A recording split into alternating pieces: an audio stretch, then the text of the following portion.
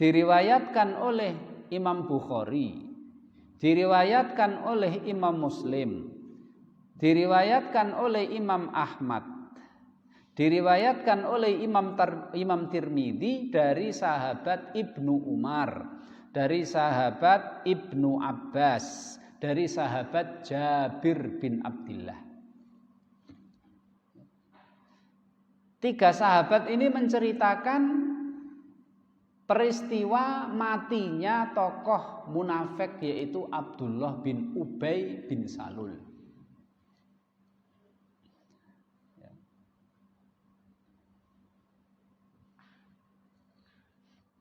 Imam Bukhari, ini yang saya bacakan adalah hadis yang diriwayatkan oleh Imam Bukhari.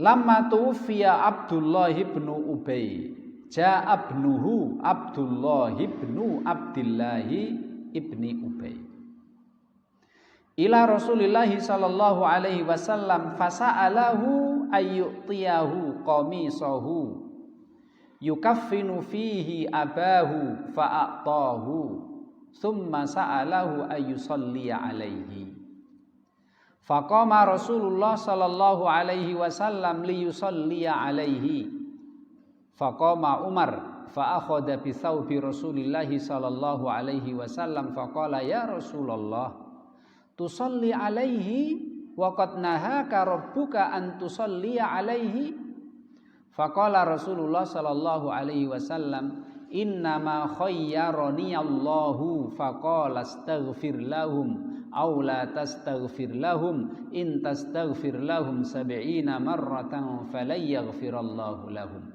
sa'aziduhu 'ala 70. Qala innahu munafiq.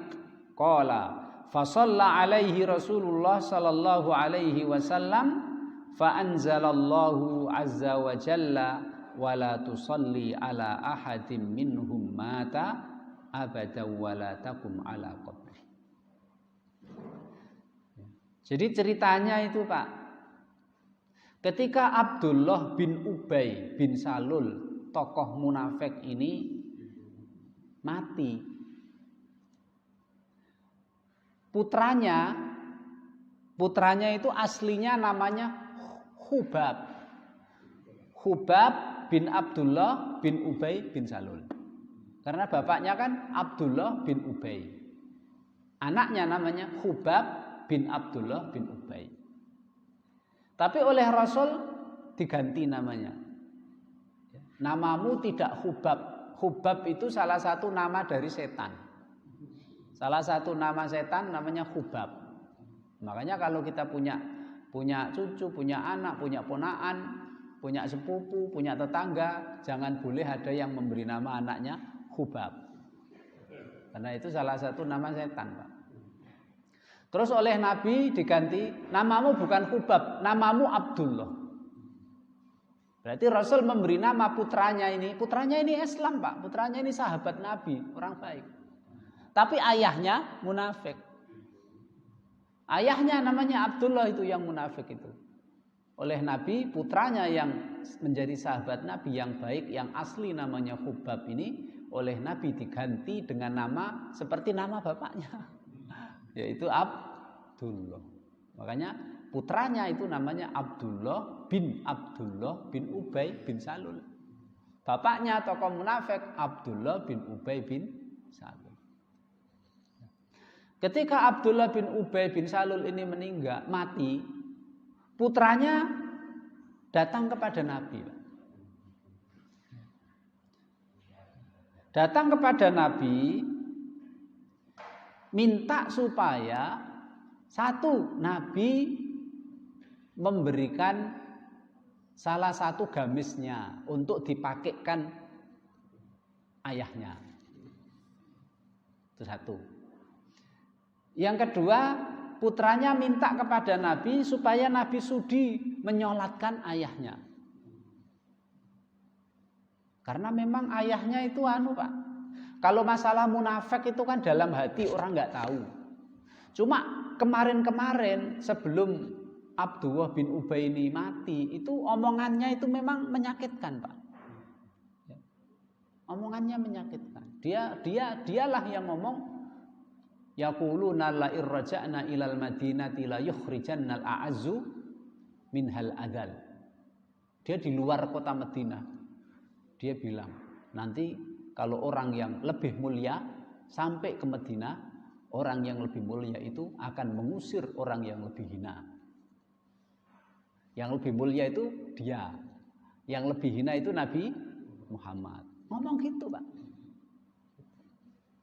Terus dia juga ngomong, ini ada dalam surat Al-Munafikun.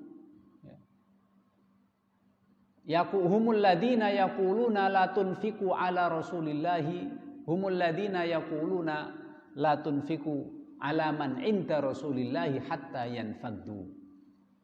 Dialah yang memprovokasi supaya orang-orang itu tidak mau infak, membantu Nabi dalam perjuangannya. Nah, ini memang orangnya itu begini. Ketika mau perang Uhud, dia yang gembosi orang Islam supaya balik. Oh. Jadi gitu, Pak. Masalah hati itu kan urusan Allah Subhanahu wa ta'ala. Nah. Maka Rasulullah Shallallahu alaihi wasallam akhirnya memberikan gamisnya untuk dipakaikan sebagai kain kafan. Terus Rasul Shallallahu alaihi wasallam juga datang, Pak, menyolatkan. Ketika Rasul mau nyolatkan, sahabat Umar bin Khattab itu berdiri di hadapan Nabi, Pak. Nabi, kok Nabi nyolatkan? Kan dia orang munafik. Gitu, Pak ya. Kok Nabi mau nyolatkan? Kan dia jelas orang munafik. Ya. Kemudian Nabi Muhammad SAW, wahai Umar, Allah kan tidak melarangku. Allah kan hanya memberi pilihan kepadaku. Allah berfirman ya, dalam surat At-Taubah ayat yang ke-80. Istaghfir lahum aw la tastaghfir lahum in tastaghfir lahum 70 marrah falayaghfirallahu lahum. Allah kan berfirman, kamu mintakan ampun atau tidak kamu mintakan ampun, Allah tidak memberi ampunan. Jadi Allah kan belum melarang. Gitu, Pak ya. Allah kan belum melarang, Allah hanya memberitahukan. Terus pokoknya Allah tidak ngampuni. Kamu mintakan ampun atau tidak kamu mintakan ampun, Allah nggak ngampuni. Allah kan nggak ngelarang, Pak ya. Akhirnya Umar mundur. Oh ya benar juga ya kan. Akhirnya sahabat Umar mundur. Karena saat itu, Pak, ayat ini belum turun. Ayat larangan untuk menyolati orang yang jelas-jelas kemunafikannya ini belum turun. Yang turun baru ayat yang ke-80 ini tadi. Jika kamu mintakan ampun atau tidak sama saja. Berarti Allah kan belum melarang. Wahai Umar, Allah belum melarang. Allah cuma memberi pilihan pada saya dua. Kamu mintakan ampun atau tidak mintakan ampun sama. Ya saya mintakan ampun lah, belum dilarang oleh Allah Subhanahu wa ta'ala. Bahkan kata Nabi, bahkan saya akan memintakan ampun lebih dari 70 kali. Makanya Pak, ketika Rasul menyolati Abdullah bin Ubay ini, tokoh munafik ini, doanya lama, Pak. Karena Rasul memintakan ampun, istighfarnya Rasul untuk Abdullah bin Ubay ini dibanyakkan. Dibanyakan. Kan Allah belum melarang gitu. Nah, sekarang pertanyaannya, Pak. Kenapa sih Rasul Shallallahu alaihi wasallam itu memilih untuk memintakan ampun? Kan belum ada larangan, belum turun ayat ini. Tapi Rasul memilih memintakan ampun. Padahal jelas-jelas dia orang yang membahayakan Islam. Ya. Imam Ibnu Hajar Al-Asqalani, Pak, dalam kitabnya Fathul Bari, beliau menjelaskan panjang lebar cerita ini. Beliau mengatakan, ya, Rasul Shallallahu alaihi wasallam kenapa mau menyolati tokoh munafik ini? Karena Rasul ingin menghilangkan aib dari putranya, yaitu yang dulunya namanya Hubab terus diganti dengan Abdullah, karena dia sahabat yang baik. Kalau Rasul tidak menyolati bapaknya, nanti khawatir Rasul itu, Pak, orang-orang pada mencela putranya, padahal putranya itu sahabat yang soleh, sahabat yang baik. Jadi tujuan yang pertama adalah Allah ingin menghilangkan aib ya, dari putranya tokoh munafik ini yang bernama Hubab aslinya, kemudian diganti oleh Nabi menjadi Abdullah. Nah, jadi begitu, Pak. Ya. Ingin menghilangkan aib pada diri putranya yang soleh, sahabat yang soleh ini, dan juga aib dari keluarganya. Dan juga tujuan yang kedua, Rasul Shallallahu Alaihi Wasallam ingin secara tidak langsung mengajak ya, rakyatnya tokoh munafik ini supaya masuk Islam. Karena Abdullah bin Ubay itu, Pak, salah satu tokoh dari suku Khazraj. Di Madinah kan dua suku besar di sana itu, Aus dan Khazraj. Ya, Abdullah bin Ubay tokoh munafik ini salah satu tokoh di kabilah atau di suku Khazraj. Nah, Rasul menyolatkan dia itu supaya anggota sukunya, rakyatnya Abdullah bin Ubay ini tertarik kemudian pada masuk Islam, dan istilahnya masuk Islam dengan benar, tidak menjadi orang munafik. Jadi tujuan Rasul, Masya Allah, Pak, tujuannya ternyata selama belum dilarang oleh Allah Subhanahu wa Ta'ala, Rasul lakukan itu. Ternyata Rasul punya tujuan yang luar biasa, supaya rakyatnya Abdullah bin Ubay tertarik masuk Islam dengan kelembutan Nabi, kasih sayang Nabi, dan juga secara tidak langsung Nabi ingin menghilangkan aib dari putranya si tokoh munafik ini, yaitu Abdullah, seorang sahabat yang baik. Sebab kalau nggak disolati nanti banyak yang mencela putranya itu, Pak. Bapakmu gitu. Hei anak wong, gitu, Pak. Anak wong munafik, anaknya gitu.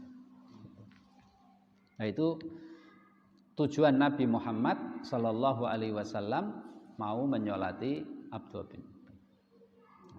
Bahkan Imam Bukhari, Pak, meriwayatkan ketika Rasul Shallallahu Alaihi Wasallam, Pak, ya, sampai ke kuburnya, nah, si Abdullah bin Ubay, si munafik ini sudah dimasukkan ke kubur oleh Nabi, disuruh diangkat lagi. Terus apa, Pak? Terus ditiup supaya air ludahnya Nabi itu mengenai tokoh munafik ini dari ujung kepala sampai ujung kaki. Gitu kan. Dan sudah kita katakan tadi, salah satu kafannya adalah bajunya Nabi Muhammad Sallallahu Alaihi Wasallam. Nah, setelah selesai dikubur, Pak, tidak berselang lama kemudian turun ayat ini. Wala tusalli ala ahadim minhum mata abada. Janganlah kamu mensolati, mendoakan supaya mendapatkan ampunan dari Allah untuk orang-orang yang mati dalam keadaan munafik. Wala takum ala qabri, jangan berdiri setelah pemakaman, jangan berdiri mendoakan untuk orang yang mati dalam keadaan munafik itu. Lah kenapa nggak boleh dimintakan ampun kepada Allah, nggak boleh disolatkan? Innahum, sesungguhnya orang-orang munafik itu kafaru billahi wa rasulihi, hatinya kafir kepada Allah dan Rasulnya. Wa matu, dan mereka mati wahum fasikun, dalam keadaan fasik. Jadi selang beberapa waktu langsung turun ayat ini, Pak. Setelah turun ayat ini, Rasulullah Shallallahu Alaihi Wasallam sudah tidak lagi menyolati, memintakan ampun orang yang munafik. Nah, itu Nabi, Pak. Makanya Nabi Muhammad Sallallahu Alaihi Wasallam ketika ada jenazah, kok orang-orang pada menyebut kebaikan-kebaikannya, Pak. Apik lho iku wonge apik, wonge anu. Rasul mau nyolati, Pak. Karena apa? Karena persaksian manusia itu diterima oleh Allah Subhanahu wa taala. Jadi Nabi itu, Pak, selama Nabi tidak diberi wahyu oleh Allah, fulan munafik, maka Rasulullah Shallallahu Alaihi Wasallam itu melihat luarnya kok apik, ya disolati. Tambah lagi ketika konco-koncone tetangganya umat Islam menyebut kebaikan-kebaikan. Oh, wonge apik, wonge apik. Akhirnya Rasul mau nyolati. Makanya dalam sebuah hadis Rasulullah bersabda, ya, antum syuhadaullahi fil ard. Kita ini menjadi saksinya Allah yang di bumi. Baik tidaknya saudara kita yang meninggal. Tapi kan nyuwun saya